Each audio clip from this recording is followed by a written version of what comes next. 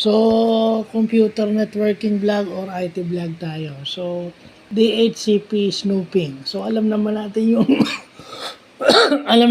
yung DHCP, yung Dynamic Host Configuration Protocol. Isa yan sa mga protocol na nagpapagana ng computer networking at lalong-lalo na ng internet.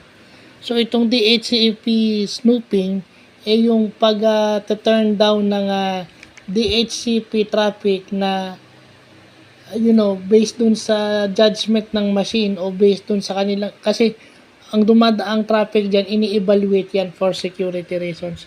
Pag na-dim nilang unacceptable yon, dinadrop nila. So, ibig sabihin, tumatanggap lang sila ng signal DHCP-wise kapag ka-acceptable.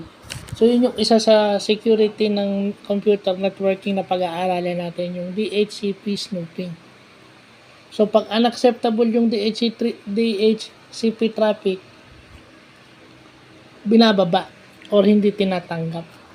Kasi for the safety of yung information na dumadaan sa network.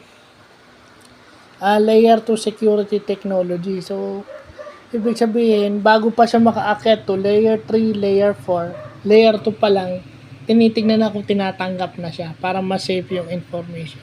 Kasi pang nakaakyat yan, posibleng kumalat sa net yan. So, yan yung maganda. At yan yung mga security na further ini-enhance. Siguro mas ini-enhance pa yan o mas ginagawa pa ng bagong technology yan ngayon. So, yun lang po.